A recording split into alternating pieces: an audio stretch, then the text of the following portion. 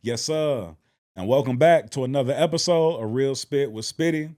I'm your host, Spitty Will. And I just first of all want to thank you for tapping into the channel. If it's your first time, make sure to hit that subscribe button, hit the notification bell. Please like, comment, leave some feedback. It goes a long way and helps us, get tapped into that algorithm.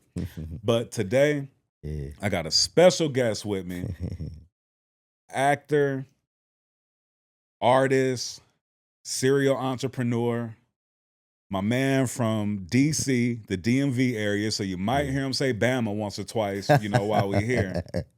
But we got my man, Tray Chaney, pulling up on us today, man. What's up, Trey? Spitty Will, what's up, brother? Man, I'm coolin', bro. What's going on, man? I'm happy to be here, bro. Yes, sir, man. I'm happy to have you here, bro. Always, man. Yeah, man. Anytime you call, I'm pulling up. Hey, I ain't gonna lie, bro. You one of the few people, man, that you rarely don't answer the phone.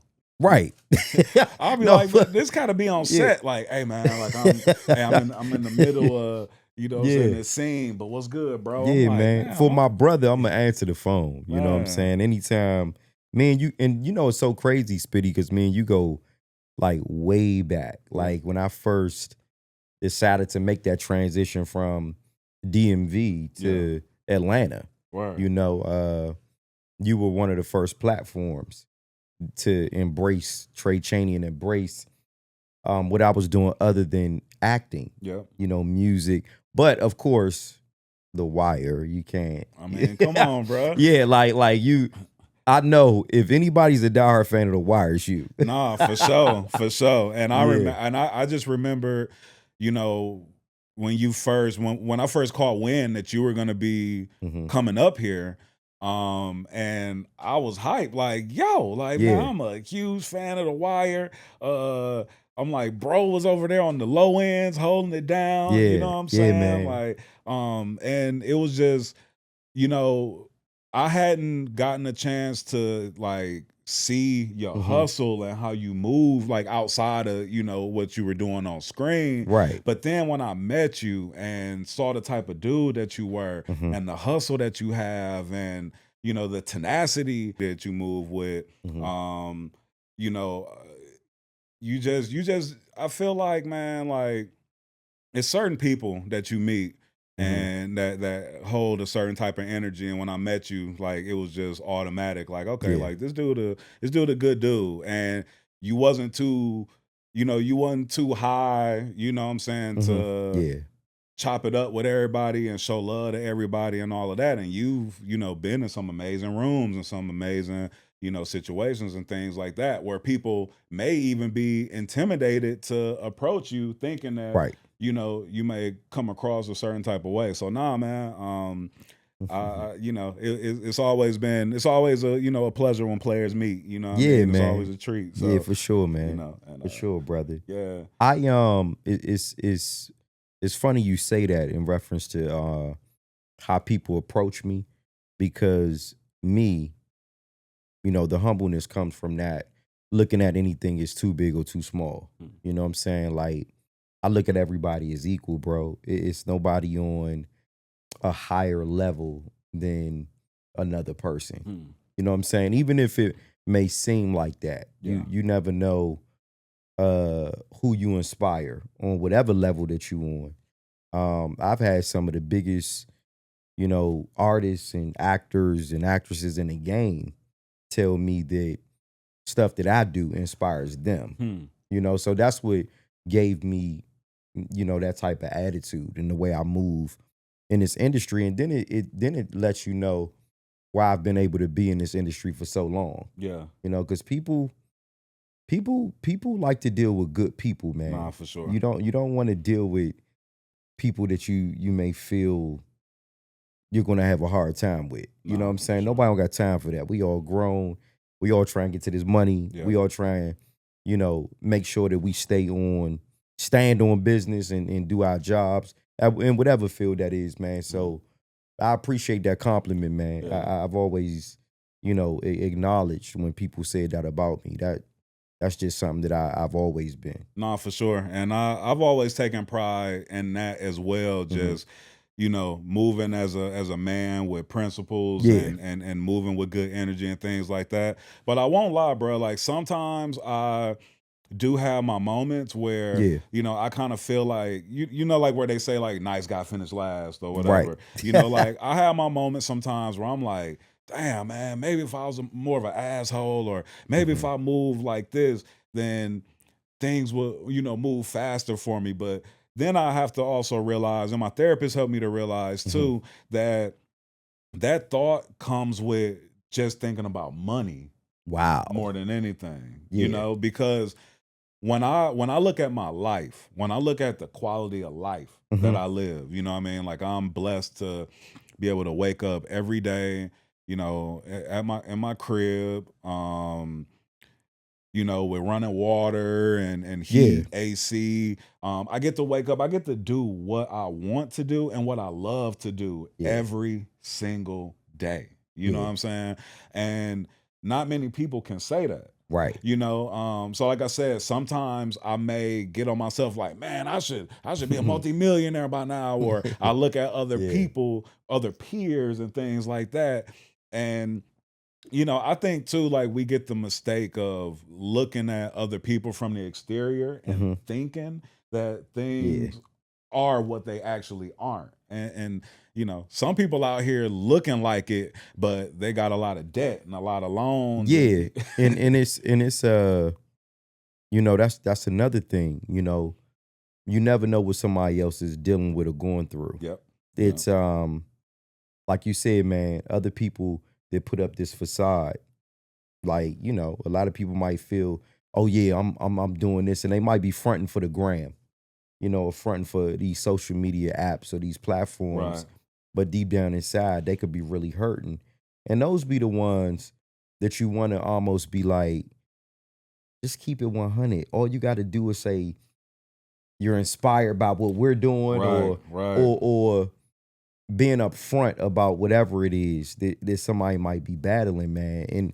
And I just really appreciate that point as well, because one thing about me, I never had to hide who I was. Hmm. And you saying the ability to get up every single day and do what you love, that's called freedom. Yeah. And a lot of people don't have the freedom to do that, but I advise people to find that freedom, Absolutely. to do things that makes you happy, that draws you closer, to your purpose, and whatever it is that you're doing, man, as long as it's positive, that needs to be the forefront. Yeah. You know what I'm saying? That needs to be the forefront and center of how people operate and move. Yeah. Right. Yes, sir.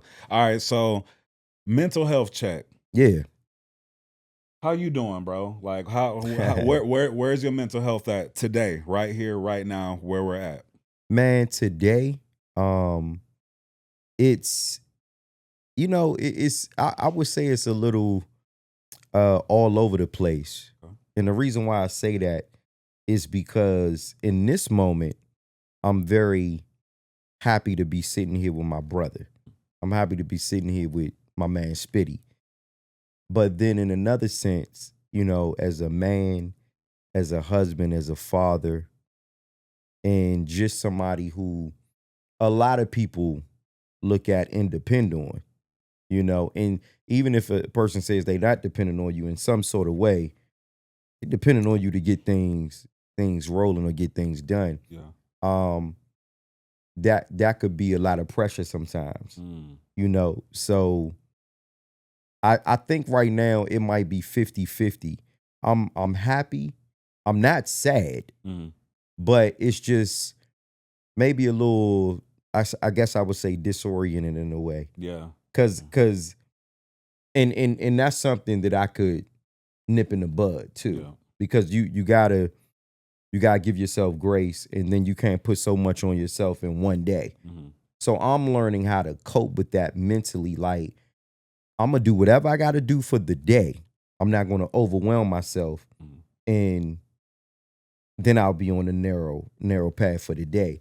So today I'm in a sense of, after I leave here, I might need to settle down a little bit. Word. You know what I'm Yeah. saying? Yeah. Because sometimes, man, we could overwhelm ourselves so much and be trying to do so much And by the end of the day, at night, we could find ourselves in a dark place. Yeah. And I've been, for the past 3.5, 4 months, I've been in dark places, with situation happening with me and my family.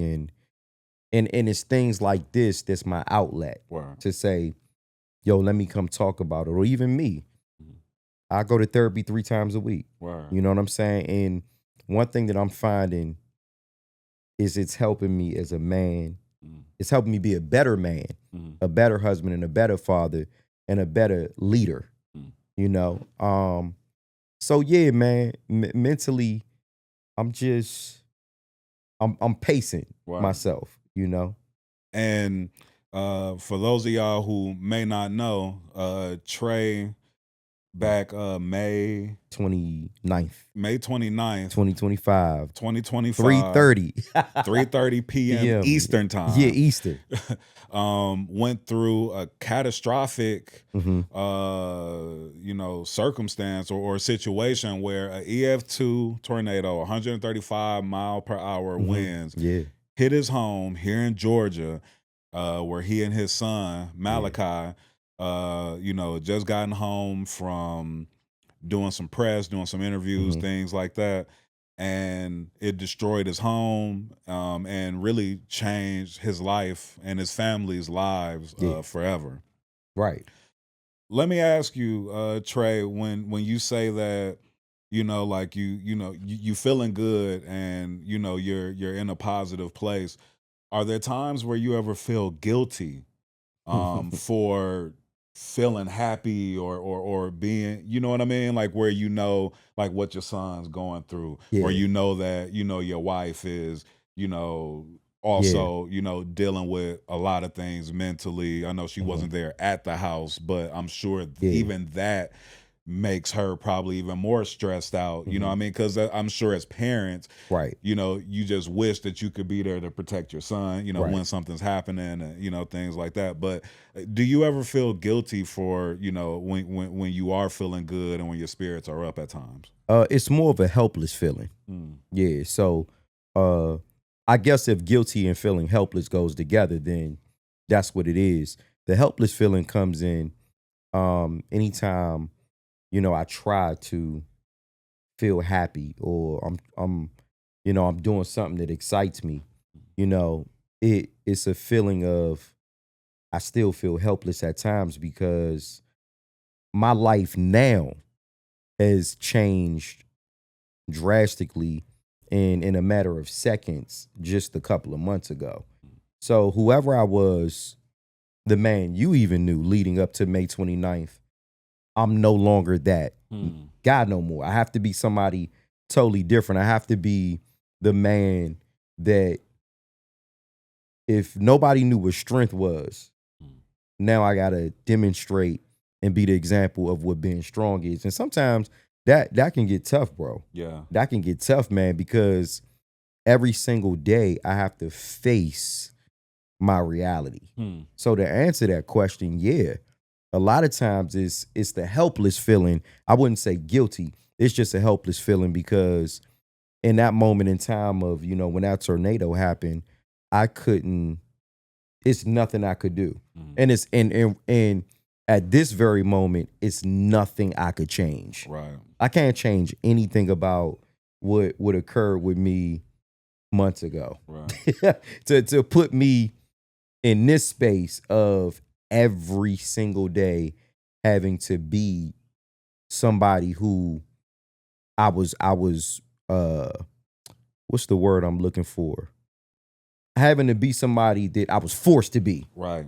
Yeah. So it's like whoever I am right now, it was, you gotta be that man. You gotta be that husband. You gotta be that father.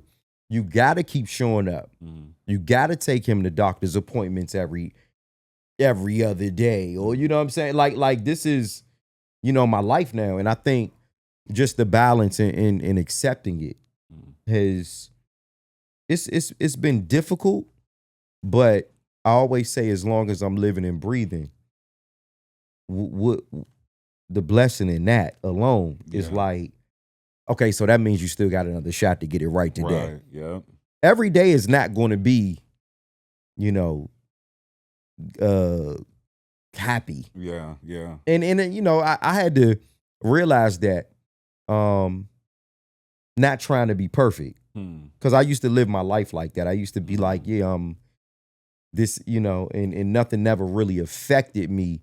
So when something did affect me, like May 29th, 2025, 3:30, the EF2 tornado, 135 miles per hour winds that destroyed my entire home and changed my life, changed my son's life, my wife's life. Now you get the Tray Chaney that's a little bit more humble. Word. Yeah, even if I was humble before, I'm even more humble now, because I understand what it's like to have everything up to a certain time, and snap of a finger, it could just go, bro. Wow, it's all just taken away from you, And, just like that. And while you're in it, in with your eyes open in real time, so that's something that I don't wish on anybody. I would have said before May 29th, I wouldn't wish this on my worst enemy. But it ain't even about an enemy.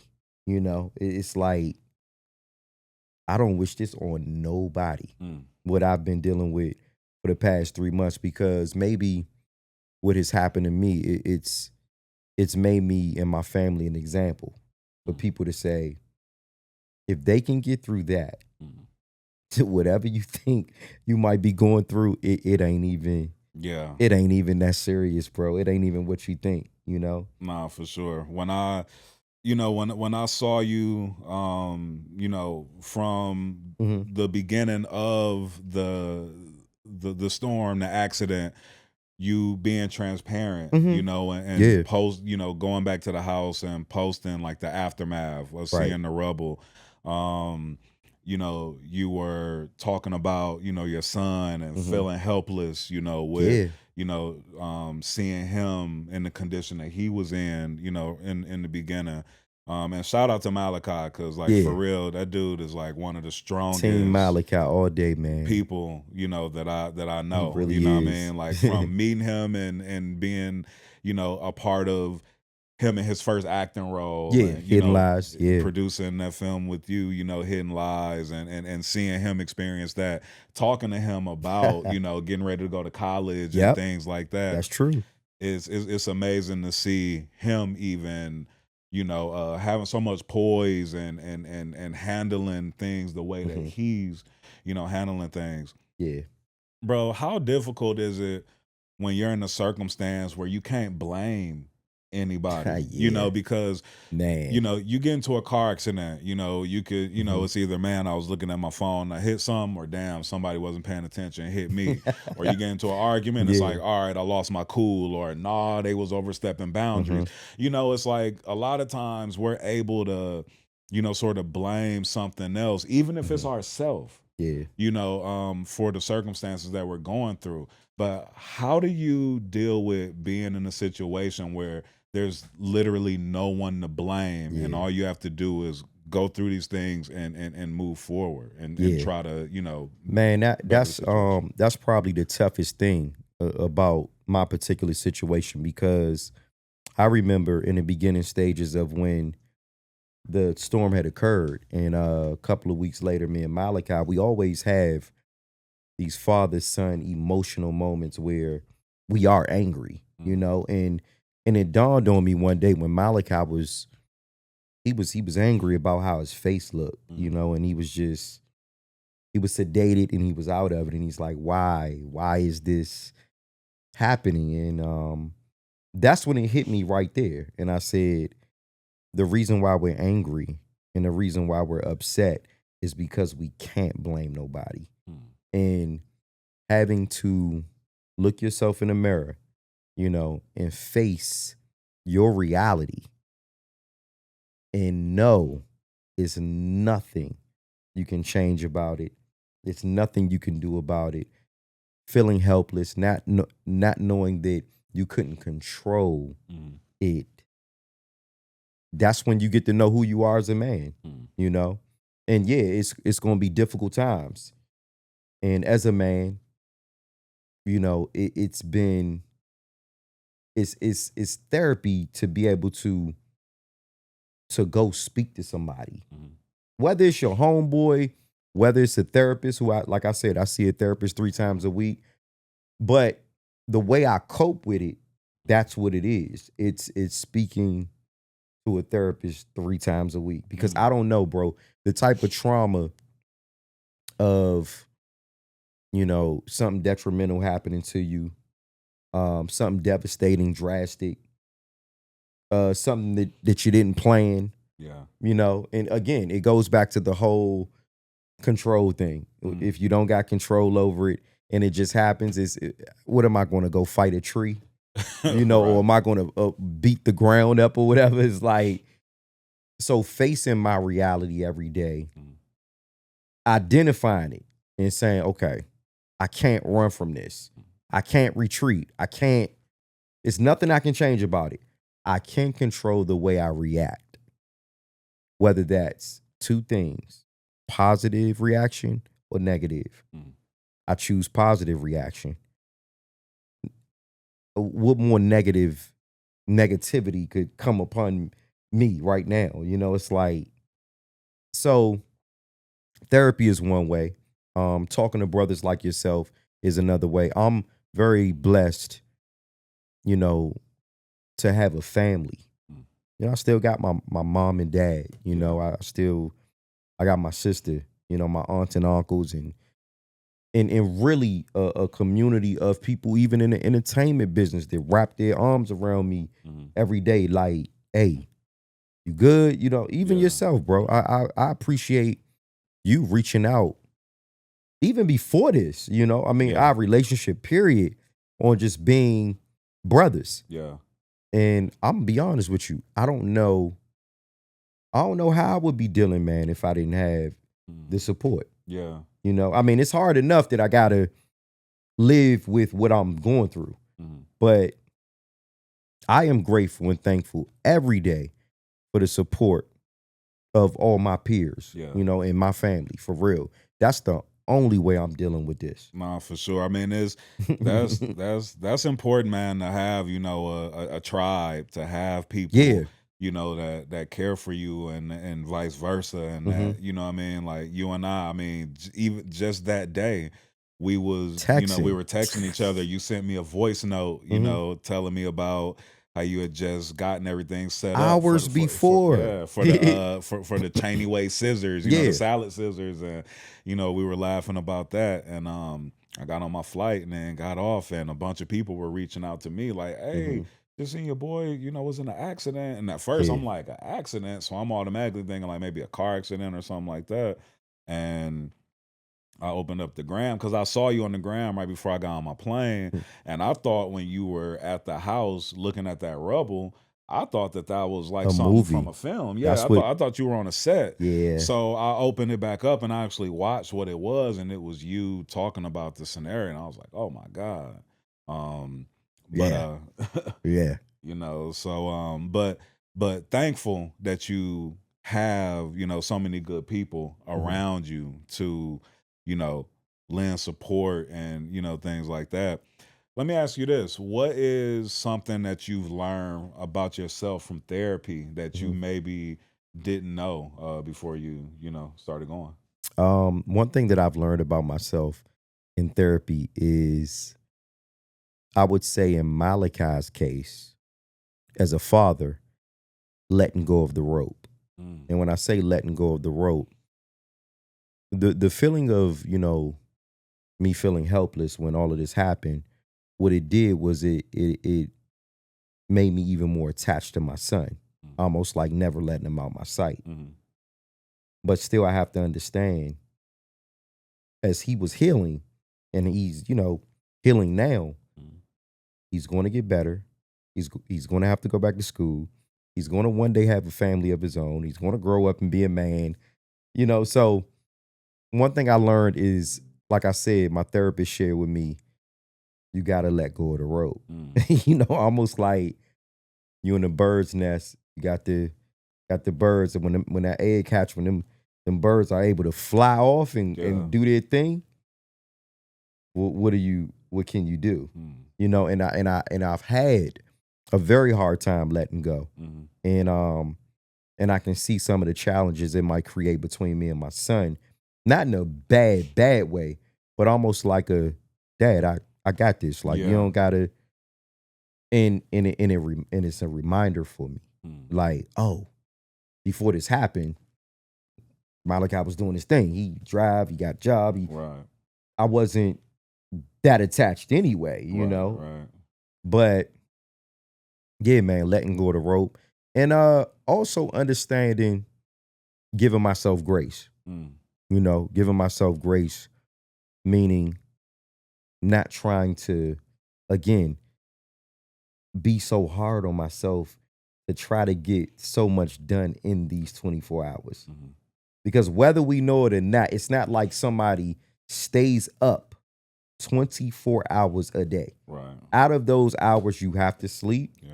You got to eat right. You got to be in the gym. You got, you know, it is. And I found myself just kind of letting go of everything and also caregiver burnout.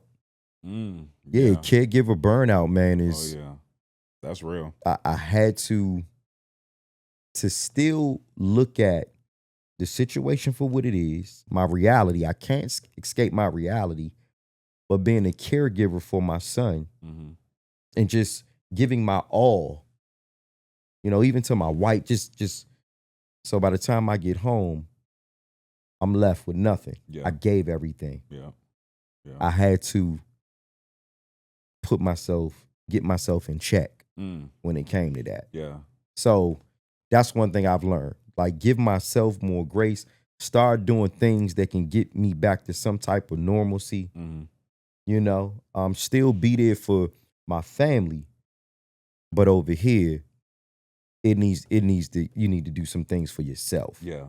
Whether that's reading your favorite book, writing your music, getting back on set, at least for a couple of hours out of the day where I could just focus on me. Yeah. You know, because this is what happened to me is something that, you know, once my perspective on life changed, it's like, it's just my son and my wife. Yeah. I don't care about what I got going on. That's not how you heal. Yeah. You know, because then you'll start having animosity. Yeah. You'll start regretting, and it's like, I'm not here to live with regrets. I'm not here to be like, well, I did all this for my family, so now I'm not going to complain about nothing like that later on in life. So, you know, I learned to give myself more me time. What does Tray like to do? Yeah. You know, Yeah. and I'm blessed to have a wife and a son who understand that. Yeah. And they tell me too, you know, like, yo, you need to go do this. Yeah. Because you've given us everything already. You gave us everything, you know, and yeah, man. But every day, Spitty, it's a balance. You know, I'm balancing things. It's almost like a new battle, a new challenge every day too. Every single day. Because one thing about life is going to continue to go on regardless of your problems. Yeah. Always regardless of your circumstances. I don't care what has happened. Life. And once I realized that, even with the storm, it's like people can only reach out to you but so much. Right. You know, because everybody is going through something. Yeah. That's what I've realized too. I'm not the only one. I might be going through something on a different magnitude and a certain level, but it's somebody going through something where they may have lost a loved one. Yeah. You know, thankful to God, I didn't lose nobody in that storm. My wife, my son, you know what I'm saying? We still here.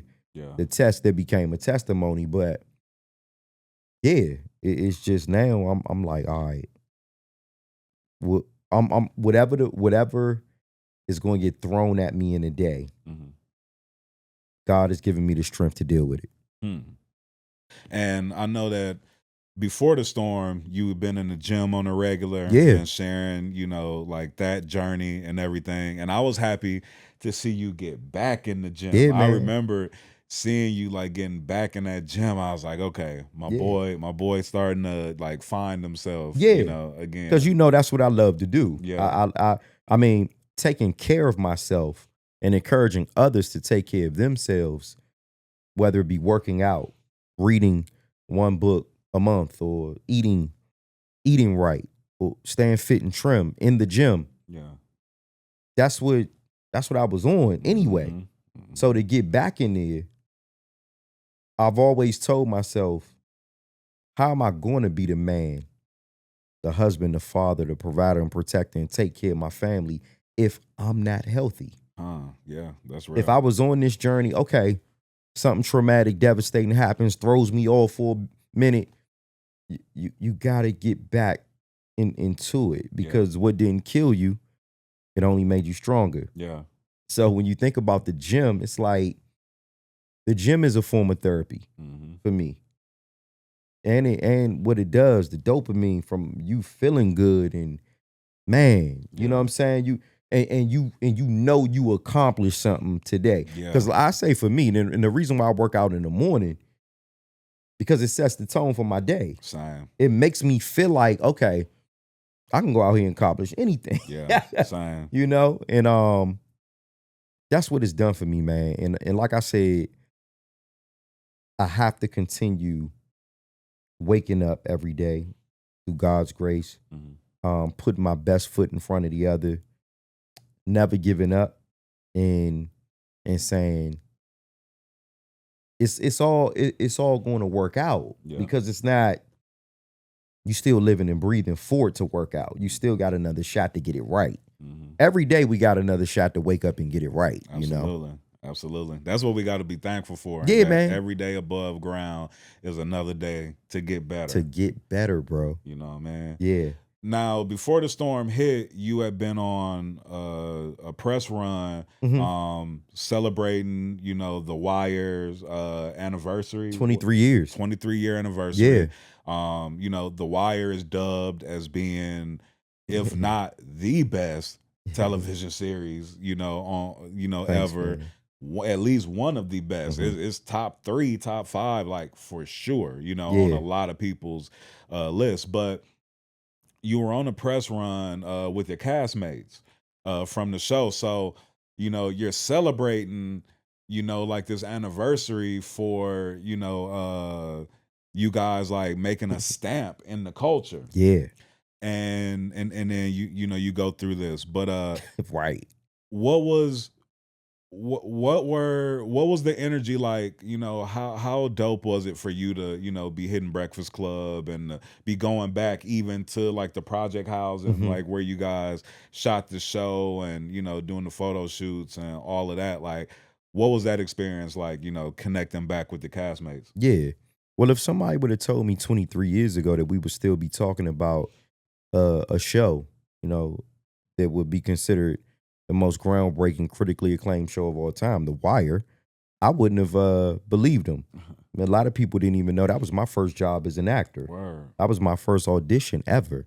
And wow. To still be speaking about it, the feeling of being invited to those platforms like the Breakfast Club,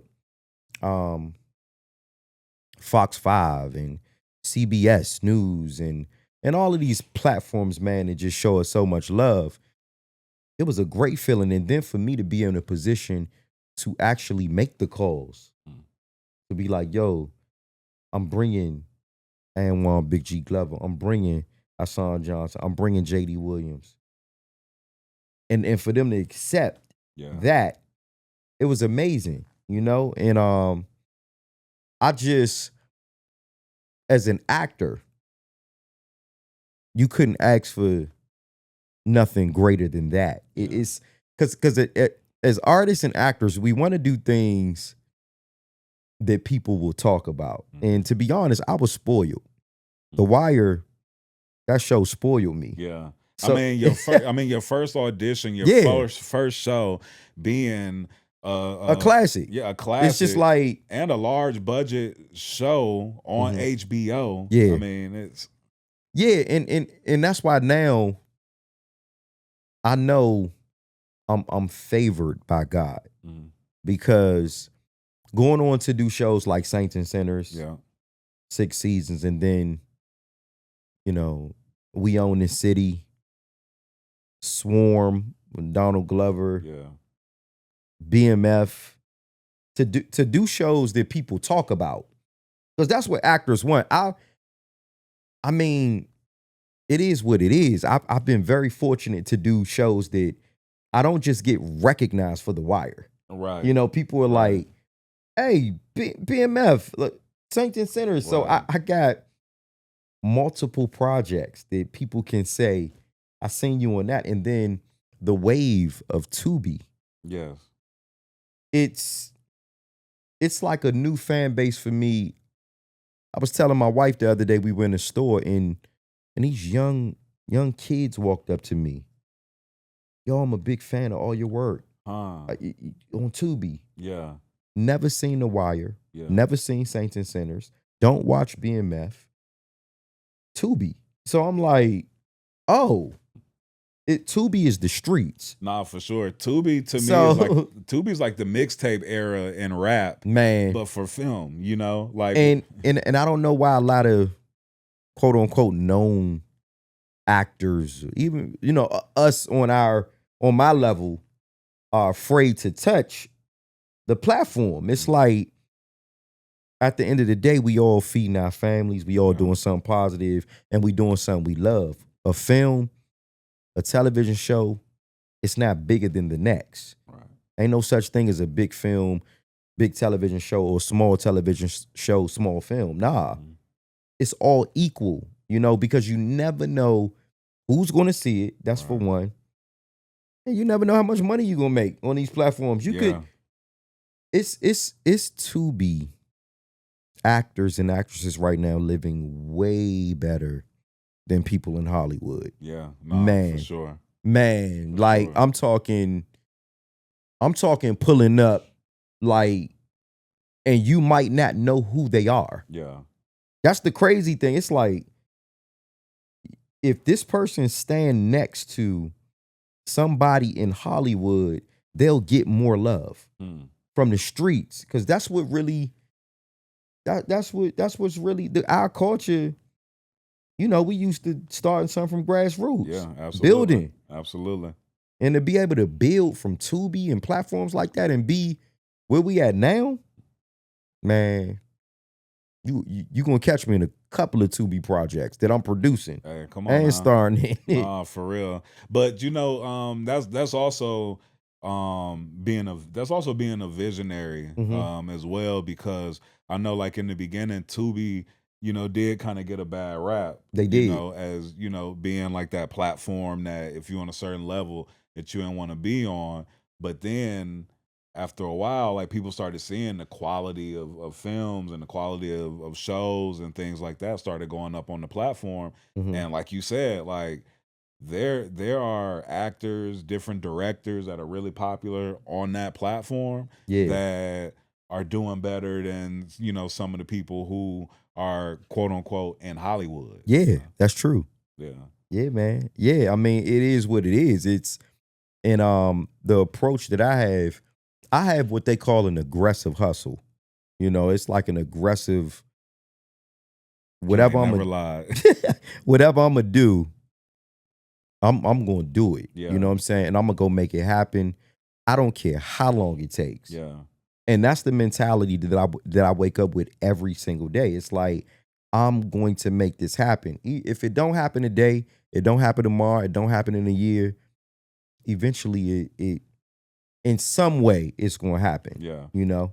I mean, when you were telling me your story about, after The Wire, you Hmm. being out there in DC Yeah, and, selling shirts out the and trunk of my car. yeah, man, like just hustling, you know what I mean? Yeah, That in itself, like you didn't take it, you didn't, get your role and then afterwards say, okay, like all I'm gonna do is just audition for my next roles and things like that. Like you took matters into your own On hands. hands, Yeah. you know, and then that hustle brought you to Atlanta, Yeah.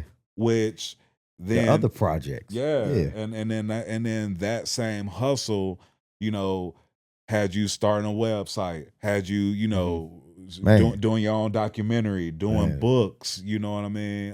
That hustle from the streets to what we now look at as far as ChaneyWay.com.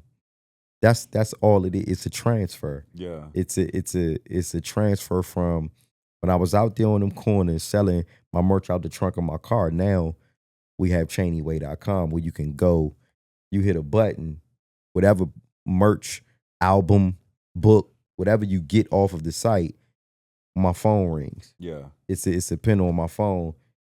Spitty, this is the address, this is his number, this is where you're going to deliver. So it's that direct communication with my fan base. Yeah. And you were somebody who inspired that.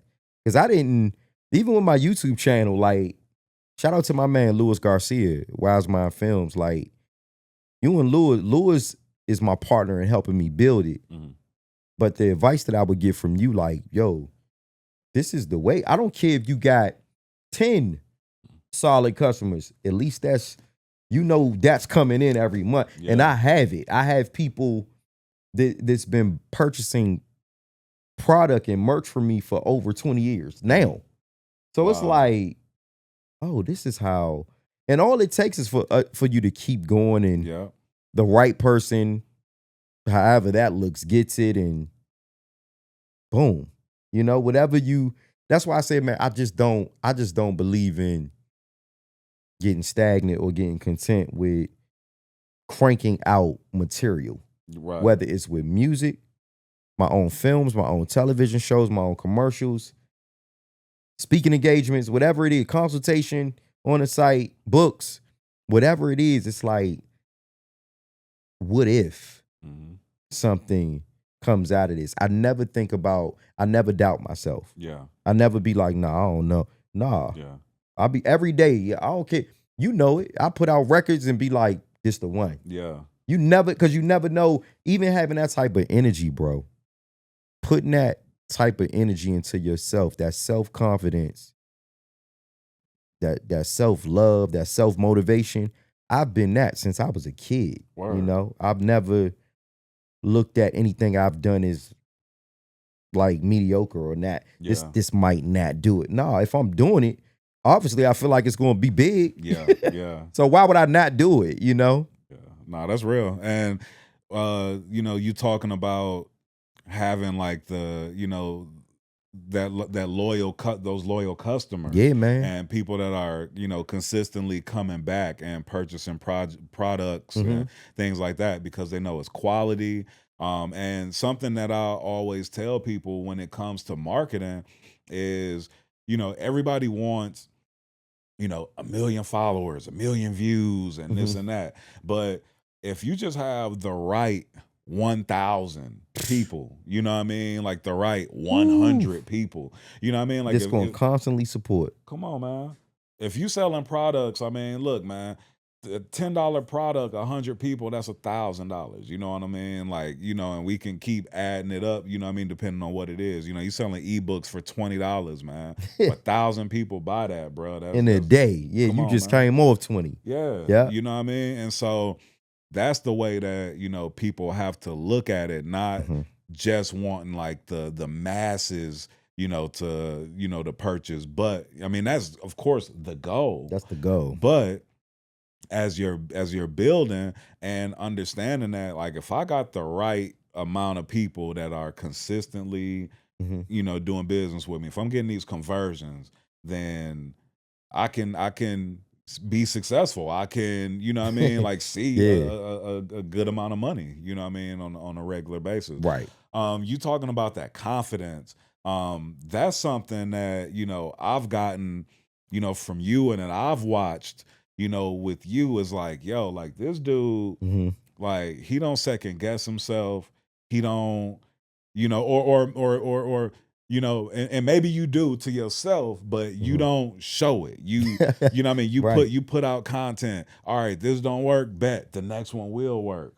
Okay, you know what I mean? And you said that started at a young age. Now, I know that you at a young age won Apollo. Yeah, man. I started as a hip hop artist and dancer Yeah. at 8 years old. How and many times did you win the Apollo? 5. 5 times, 5 bro. times. I was winning thousands of dollars. That's like when Big Daddy Kane, when you see that picture of Big Daddy Kane holding me up with that money, that was the night that I had won first place from dancing. Wow. Big Daddy Kane was the special guest. Yeah. When I seen him perform, that moment right there, 1989, I knew I wanted to be a rapper. Wow. Yeah, like he, you know, he inspired me to this day. I mean, Big Daddy Kane so dope and has always been just so smooth. smooth. And, I know. You know what I mean? Yeah, first person to take me on a real, like, I've spot dated on his tour.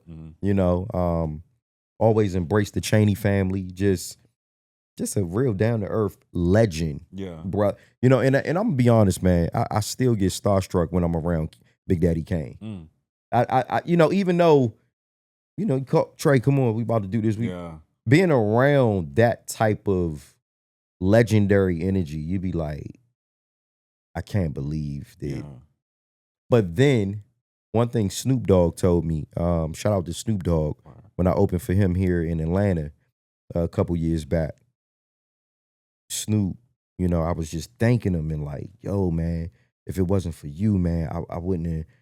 And he stopped me and he said, nah, don't thank me. Thank yourself. You earned to be here. He like, we don't just give you opportunity. You had to work to get to this point and you earned it. So pat yourself on the back for that. Nobody gets to be around just Snoop opening in front of 20,000 people and they didn't see something or work ethic in you. Nah, for sure. So I had to understand that too. Even being around these people, it's like, well, I'm supposed to be in this room. Yeah. You know, I wouldn't be in this room if I didn't work towards getting in here. Nah, for sure. Because think about how many family members all of these people have. And it isn't just anybody. Right. You know what I mean? Opening up or in these rooms, you know, things like that. So nah, for sure. It's one of those things where you appreciate the inspiration from these people, but then also recognizing like, man, I worked my ass off to be in this position. Yeah. And that's what I want artists to constantly do. You got to remind yourself, this stuff only happens when you work for it. Yeah. You know, it's like work begets work. You know, you work for it no matter how long it takes. Because it took me a long time to do a lot of the things that I'm doing now. Everything that people have seen me do, even preparing for auditions, that stuff is done in the dark. Nobody was there when I had to go and do the Wire audition. I had to audition for that. You know, BMF, 7 times I auditioned for that until I booked it. Yeah. You know, like it's the work that goes into this. And then you have to be comfortable with being uncomfortable at times. It's like, okay, all right, it ain't work today. Like I said, it ain't work tomorrow. It ain't work next year. But only thing can stop you is you. That's it. Yeah. What advice would you give a young up-and-coming actor, artist, you know, somebody that's trying to, you know, do something out of the norm? Like, what advice would you give to them? Well, right now we got the most powerful tool, and that's the internet. You know, we got our phones every single day. Definitely take you some acting classes. You know, it's acting classes online for free. Well, some of them you might got to pay, but do your research on that. Take some classes and just get real serious about, you know, your craft. Whether it's acting, whether it's rapping. If you're a rapper, you need to be writing music. Find a studio to record. Like, and you have to do things that others wouldn't do. A lot of my content that people see on the internet, you know, it's it's things that other people probably wouldn't do. You wouldn't catch no other actor from The Wire on Instagram dancing right now. I'm the only one that's doing that. Yeah. You know what I'm saying? Or from any of the shows that I've been on, you ain't gonna catch them doing that. That's because the space that I'm in right now, content is content, and I don't care what people think. If I love it, if it makes me happy, if it's fulfilling, if it's something that's aligning with my purpose, I'm doing it. And I don't have a care in the world what people think. It's only one Tray Chaney. You know what I'm saying? It's like, what am I supposed to hold back because I might look at what somebody said or 1,000 bad comments? You got to feed off of that type of energy too. Yeah. People can't even handle what's not real. Like the internet at times, the Instagram, that stuff it's my playground. Instagram is my playground. Facebook, TikTok, Twitter. Yeah. I get on these platforms to promote what I'm gonna promote, inspire, uplift, encourage, and really inspire people to just be who they are. Yeah. You know, people will look on Instagram and all the hating they be doing when they see other successful people getting to it. I'm inspired by people on the gram. Some of them. But you know, I feel like those people in the comments, and it's crazy because now that I engage a lot more online, you see stuff. and I see it, and I'm like, man, there be people in my comments sometimes saying crazy stuff. I'm like, yo, like these are the same people though that will make so many excuses as to why they can't be in a successful position. Those will be the same people that'll say to you, man, I wish I had time to, you know, do X, Y, Z and you know, go to these auditions and do this. I got a family and it's like, yo, we all got the same 24 hours in a day. Yeah. We all got, you know, different obstacles that may hold us back from doing certain things, but it's the people that don't let those obstacles get in their way and that don't allow those obstacles to be problems or don't consider them as, you know what I mean? Like it's the people that are willing to step over those hurdles and by any means get to their goals. That separates the people that are, you know, doing what they love to do on a regular basis, right, and the people that are doing what they got to do. Right. I feel you on that, bro. And that's the thing. All the artists out there, man, promote your content, you know, and don't stop because you never know what's going to pop. Yeah. It's, man, you know, and you never know what you could turn into a brand and something that everybody's talking about. And but you know what, Spitty? It's all a matter of people continuing to keep going. Yeah. Nah, for sure. So many people give up so easy, man, and it's tough to watch. It's just like, nah, man, damn. For sure. And it is, man, because like I mean, I remember, you know, we were talking before we cut the cameras on just about like the growth of Off the Porch and you know, like where that came from. And I remember shooting the first interview with Dolph at a real porch in Decatur at the house that I lived at. Right. And starting it. And the first few interviews was Young Dolph, then it was Scotty ATL, and then Bankroll Fresh. And I just remember like the views just weren't what I was hoping for. Yeah. And got discouraged, like, man, I'm spending my money, spending time doing this. And so stopped doing it, you know, for a couple of months. And then something sparked in me like, wait a minute, man, like, nah, like, this is a good idea. We just need to just keep doing it, just keep going. And we, you know, started filming more, got this creative space. I moved down here officially from New York, like full time, because I was living back and forth. And I got this creative space that we in now. And I remember just being like, all right, man, we gonna shoot to where we can drop a new interview every single day. Right. Like, cause I think about watching Rap City or watching 106 in Park or Yeah. whatever, and that programming, it was every day you'd see Big Tigger interviewing a new rapper, a different Whoa. artist, Yeah. you know? And so I just took that mindset of, okay, our YouTube channel is like a television channel. Mm-hmm. And the consistency made it grow to where we at now, over 600 something thousand subscribers on the channel, When I looked at that, over 1 billion views or something like I'm that like, on the, bro, on that the right channel. there, that's inspirational. Yeah. Because you got me into wanting to get my YouTube jumping. Yeah. You know what Yeah. I'm saying? And now I'm looking at, you know, when you get checks from that stuff, you be like, oh, all you gotta do is keep posting content? Man. How hard is that? Right. Like, Right. But see, a lot of times we overthink it. mhm, We'll think that all of the content that we post needs to be a certain, a yeah. certain way or extra, produced.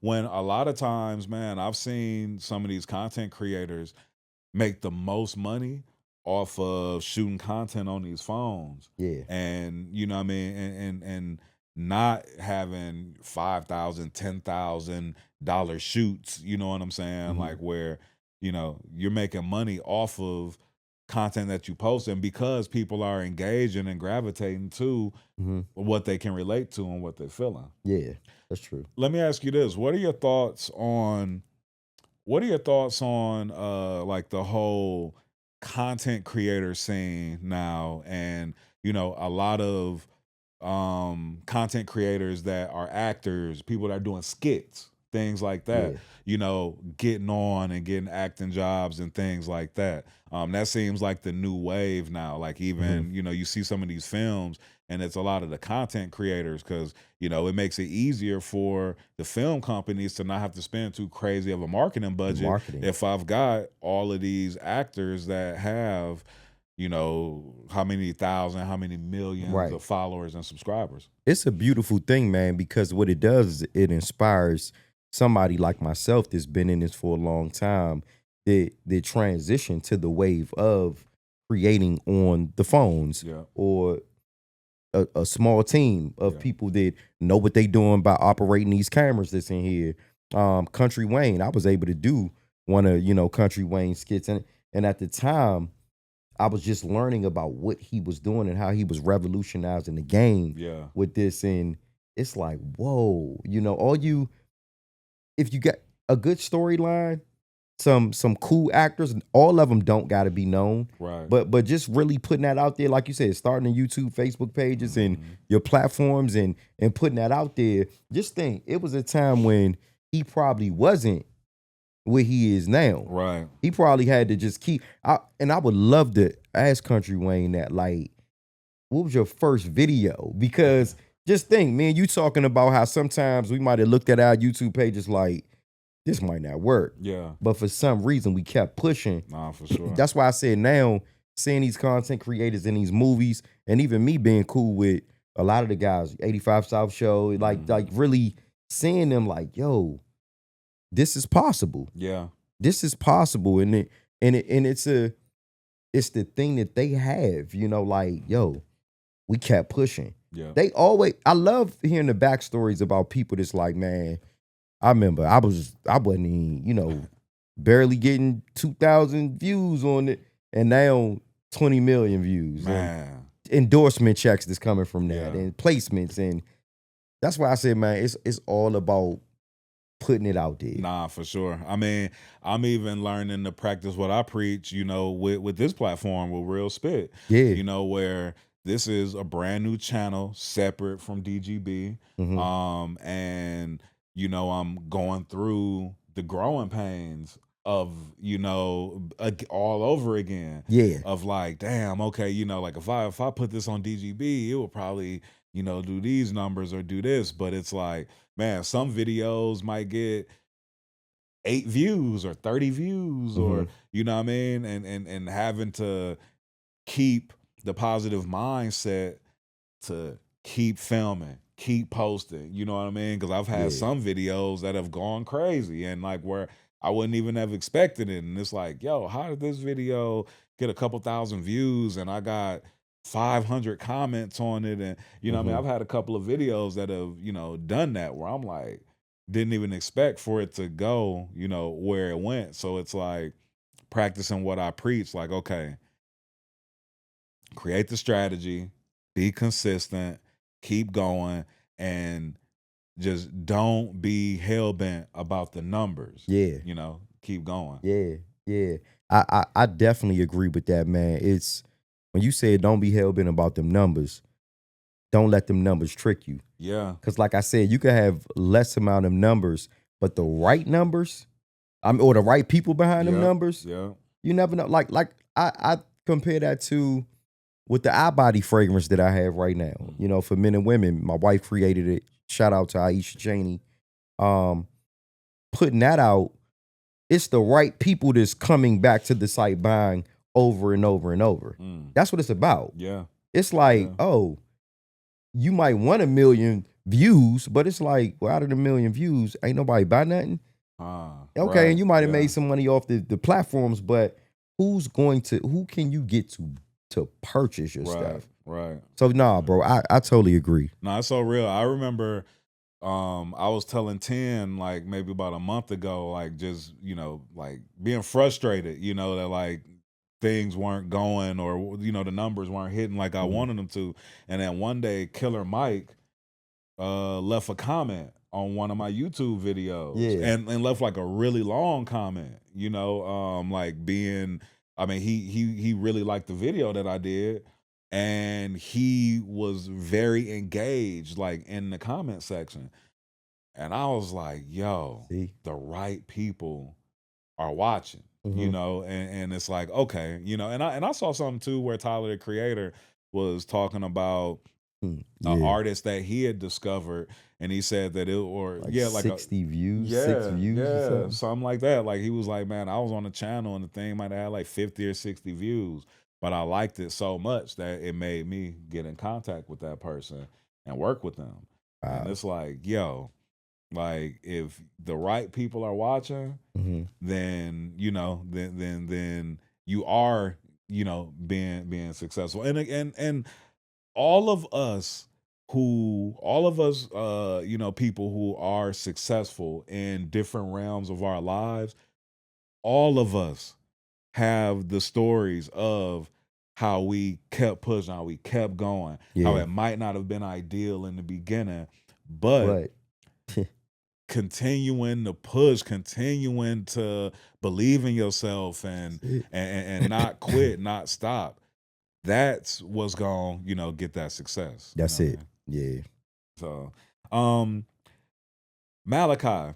Yeah. What's up with him, man? Man, Kai is doing amazing, bro. This is the first time that I'm actually announcing this on this platform. Real spit. Word. Malachi is back at Savannah State University, sophomore. Word. Yeah, with the accommodations of what we had here in Atlanta, out there, you know, as far as the setup and things like that with therapy and, you know, stuff like that. The school, Savannah State University, is 100% behind him. He's doing well. His dream was to go back to school. Word. And with the help of, like I said, Grady Hospital saved my son's life. Shepherd Center saved my son's life. Like the rehabilitation, the everything that we went through, it's almost like we had to go through something to get through it. And he's, you know, his body is healing. It's amazing how the human body heals within a certain period of time. And he's doing amazing. What happened to us, of course, that's something that we're all affected by for the rest of our lives. That's something that we can't turn our backs on. But me and his mother, you know, my wife Aisha, we very proud of him. And he comes back and forth, you know, now, you know what I'm saying, home, and yeah, we're working right now on just rebuilding our lives. Yes. You know, me and Aisha will have an official place next month. Okay. You know, and I just, you know, with everything with the rebuild on our land, I'm entertaining a couple of great things that's getting ready to transpire within these next couple of weeks. This going to be this going to end up being beneficial, you know. Yeah. And it's like, so we actually had to go through hell to see what this test was all about, you know. And we passed the test. This has become a testimony around the world. We're working on a documentary right now. The current title is Reborn After the Storm. Yeah. Some exciting people are really got their eyes on it. I'm not going to mention their names right now until everything is signed and sealed. And, you know, and again, man, I'm just, God, bro, is that's who controls all of this, man. Yeah. You know, I understand now the plan that God had for me, Malachi, and Aisha, it's different from what we have. Yeah. So I no longer, not saying that I don't plan things, but I no longer press the issue on anything that's going on out here in life. Right. Cause it's like, I'm happy to say, all right, Spitty, I'll be there at 3. And thank God I'm able to make it at 3. Yeah. You know, but nothing surprises me no more. You know, it's just like, okay, stay chilled. Yeah. Stay calm, because you never know, things could shift. Yeah. You know, and not saying that I'm prepared for for anything else devastating to happen. No, nobody is, but I just know now, you know, I don't move unless God says move. You know, I don't. I'm walking with God. Yeah. That's it. Yeah. I can dig that. And Malachi, you know, going back to school and everything, are you back working? Have you been, you know, back in work mode? I've seen you, you know, move around, going to some like some screenings and you know, things like that. But are you back on sets? Are you back reading scripts and things like that? Yeah, man. I just finished a movie with my man Brill and Crank Lucas. Okay. Out there in DC. It's called Affliction 2. Yeah, man. Affliction 2 Rebirth. Shout out to Fat Trail. Who's also in it. We start production on Hitting Lives 2. Okay. You know, next month with Food with the Camera. Yes, sir. And then I have When Worlds Collide with Anthony Clark, Deron Alexander, my man Al, Omar, who shot it, you know. So, and I'm a producer on that as well. So, yeah, man, I'm back on set, letting everybody know. A lot of people have been reaching out. And thank you for everybody out there, man, for giving me my space, you know, when I really needed it, you know. But I'm back in the mix. My agent, Joy Purvis, shout out to them on just the projects that's coming about. And like I said, the documentary that we putting together right now for Malachi's Road to Recovery journey, and just the Chaney family rebuilding our lives, that's going to be big, you know. So I'm just excited for what the future does hold, for where I'm going in my career right now. I'm coming in as a better man, you know, as a better artist, as a better actor, with a little bit more experience on life, you know. So my life experiences now are like, okay, you're gonna see that in the movies and in the television. You're gonna hear it in my music, and it's all positive. You know, I'm just putting out positivity. Wow. And what's the message that you want people to walk away with after hearing your story of survival and resilience? The message I want people to walk away with is understand when you're going through a difficult, devastating, traumatic time in your life, it's light at the end of every dark tunnel. I can honestly say that. Sometimes when we go through trials and tribulations, we might not understand why we're going through it, but it is a reason, believe it or not. And that reason all boils down to a test that you have to keep pushing. You got to find that strength, you know, in order to sustain and continue to go, so you can see what's on the other side of what you came out of. If it's a difficult thing that you're going through now, when you come out on the other side, you'll be able to appreciate what happened. You know, it's going to make you stronger. It's going to make you, you know, better. And I'm living proof of that. You know, somebody waking up under a house, you know, like collapsing with my house and my son being thrown 300 feet, 100 yards, size of a football field, and me having to, like I said, to change into a whole nother person, being forced to change. It gave me strength that I didn't even know I had. So just, you know, always put God first, man, and really, really understand that your time is coming, whatever you pursuing, keep pushing. Me and Spitty, we just sat up here and spoke about never giving up. You know, people gotta keep pushing, man. Yeah. That's the only way that you're gonna get to that light. No, absolutely. And, you know, you've gone through something that, you know, would make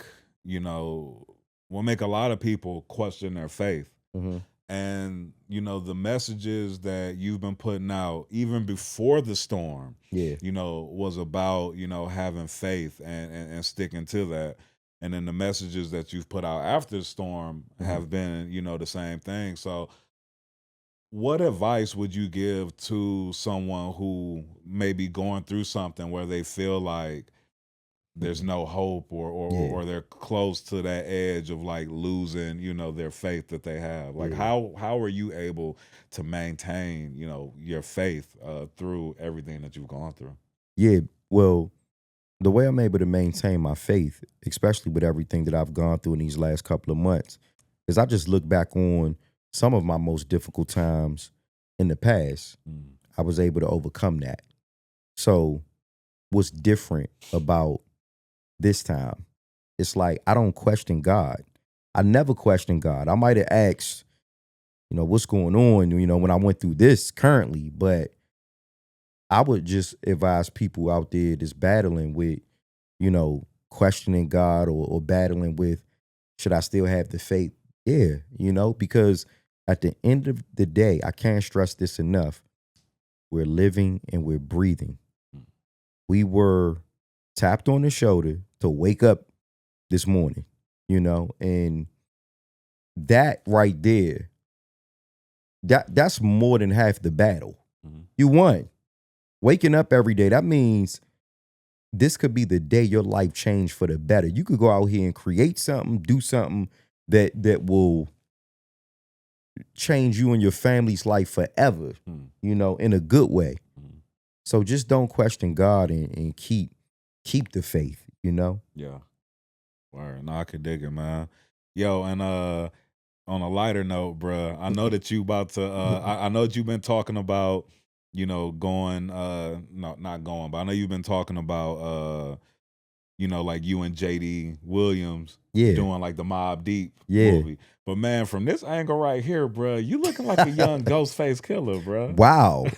Well, Ghostface, Hey. that's my man. I love Ghostface. Yo, that's a print clientele too, is dope, bro. Yeah, man. Yeah, for sure. I would love to entertain all of that, bro.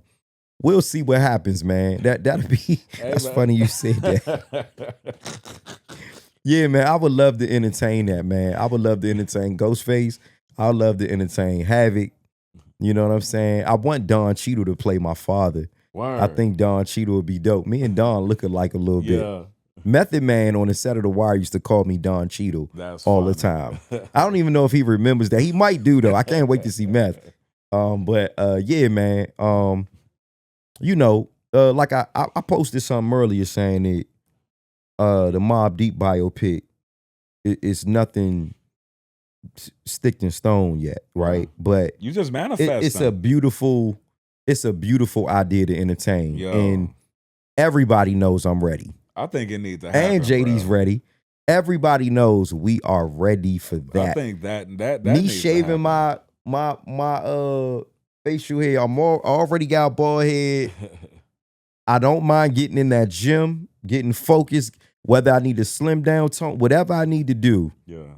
I'm ready to transform. And that goes for Ghostface too. If I gotta keep this and do my Ghostface thing, whatever I need to do.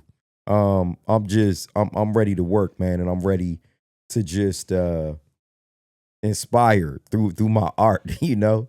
Yeah, nah, that's what it do, man. All right, so before we get out of here, bro, I got Okay. a little segment Yeah. that we call Real Spit or Bullshit. Okay. And so I'm gonna ask you a couple of questions and want to Yeah. know if it's real spit or bullshit. So real spit or bullshit, um, like is DC and in the DMV area, like what's like is DC is a part of the is a part of the DMV, right? Or is it Baltimore that doesn't consider themselves a part of the DMV? Like how does that work? Baltimore doesn't consider themselves um they don't I didn't ever heard nobody from Baltimore say DMV. Got you. Yeah. You That'd know what be I'm a saying? lot of us out of towners They that say Baltimore, Maryland, which is Baltimore, Maryland. yeah. Now, Washington, DC, right outside of Maryland. I'm from Forestville, Maryland. Okay. So where I lived at,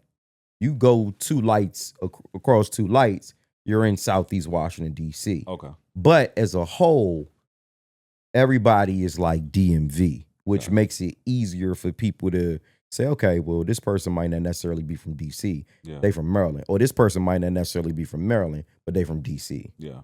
Okay. Well, I could dig it. Real spitter So bullshit. that's real spit. Okay. Okay. Got you. Real spitter bullshit. DC is the original chocolate city. That's real spit to me. Shit. All right. Real spitter bullshit. The Wire is the best television show of all time. That's real spit. Yeah, hell yeah. Come on now. I already know. I know your answer. You on knew that. Come on now. Nah, for real. Real spitter bullshit. Weathering the storm takes more than just, saying that, like you're gonna weather the storm. It's a lot of work that goes into it internally, that people don't see. Yeah, that's real spit. Yeah, because you gotta, man, you like that weather in the storm, man, is not just, it's not for the weak. It's definitely not for the weak. And was I prepared? No, I wasn't prepared. But again, the word force, it forces you to be prepared because you can't turn your back on it. Mm. It's bad. Some days I look at my house, man, and it gets me, man. Mm. It gets me. It hits me hard because I miss my house. Yeah. I really do. You was comfortable there. You was, I was grounding in the backyard. Hey, Spitty, I was doing a lot. I was doing my motivational videos in the garage. Like, I was working out in there, like, and my wife's cooking. My wife is an incredible cook. Wow. And her cooking, man, in that kitchen some days, man. Yeah, I miss my crib, but it'll I'm glad we living. Yeah. You know what I'm saying? And it'll all come back full circle. You know what I'm saying? Like I'm going to eventually one day buy probably a bigger crib. Word. Yeah, with bigger cars and all that. Like, cause life now. Hey, like, what come am I on. supposed to do? You know, no, it's supposed to go to a higher level, bro. Absolutely. It's no way I can do anything on a small scale. Absolutely. So with that type of trauma or devastating event happening, it's time to, because I do miss my crib, and my living conditions now, just being transparent, I've been, whether it's an Airbnb or whether it's a hotel, it ain't my house. Yeah. It ain't pulling up in that garage and walking in, listening to her play her music and looking at my wife's office with all of her arts and crafts, stuff that she made and worked on for over 20 years. Is gone. Mm-hmm. So, yeah, it's when people were saying condolences on the house, I felt that. Yeah. No, I felt that. Like, I understand that now. Yeah. I'm like, bro, the stuff, the clothes, the jewelry, the stuff that I wore, you know, I'm like, the stuff that she would make me, my wife would make.